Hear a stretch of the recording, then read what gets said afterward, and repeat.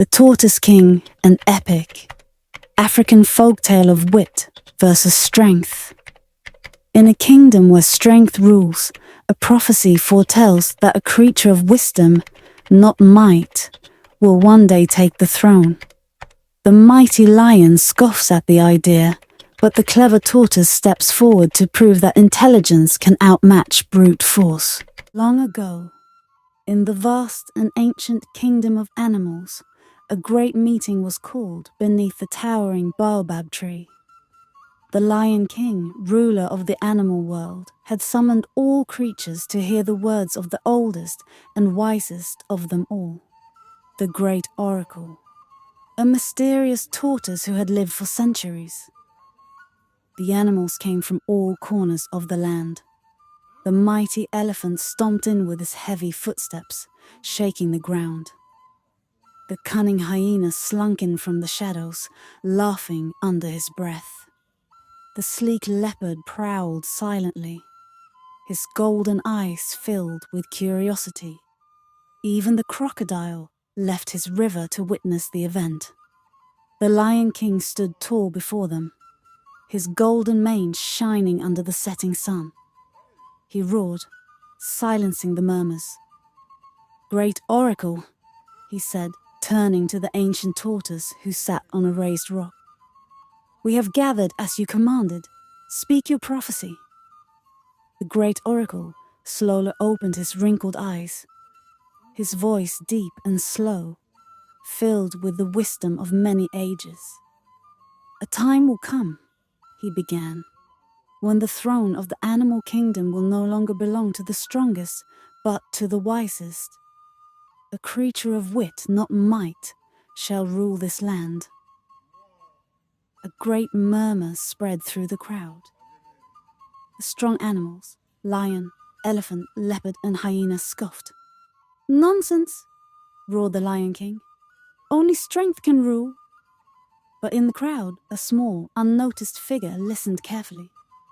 It was Tortoise, a young trickster known for his cleverness. A sly smile crept onto his face.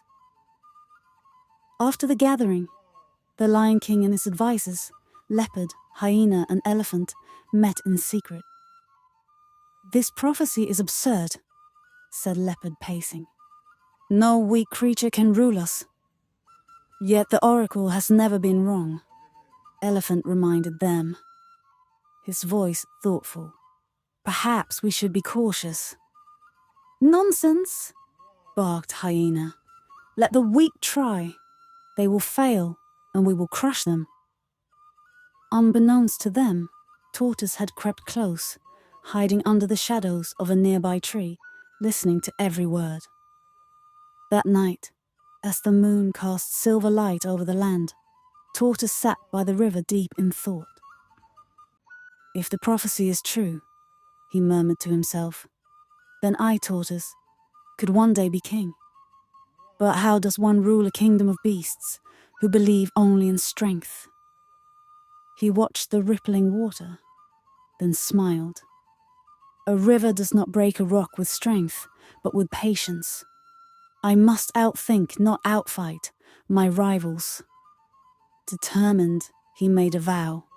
He would prove that wisdom was greater than strength. The next day, Tortoise went before the Lion King. "Mighty lion," he said, bowing low, "I wish to prove that the prophecy is true. Give me a challenge." The lion laughed, shaking his great mane. "Very well, little one. If you can complete 3 impossible tasks, I will consider the words of the oracle. Fail, and you shall be banished from this land." The first task was set. Tortoise must bring back the golden feather of the great spirit bird, which lived atop the mountain of spirits. No creature had ever dared to climb that cursed peak, where the winds howled like ghosts, and the path was said to vanish in the mist. The animals laughed, sure that Tortoise would fail. But the little trickster only smiled. "I accept." As Tortoise set off on his journey, the other animals whispered and watched. Some hoped he would fail, others were curious. but none could guess the clever plan forming in Tortoise's mind. Episode 2 to be continued. The prophecy has been revealed. A creature of wit, not strength, will one day rule the animal kingdom. But can the cunning tortoise outsmart the mighty lion and claim the throne? Episode 1 has set the stage, but the adventure is only beginning. In Episode 2, Tortoise faces his first impossible challenge, retrieving the golden feather from the Mountain of Spirits. How will he succeed? Subscribe now to African Folktale 110 and be the first to watch Episode 2 as soon as it drops. Don't miss out on this thrilling African folktale, full of wisdom, trickery, and adventure.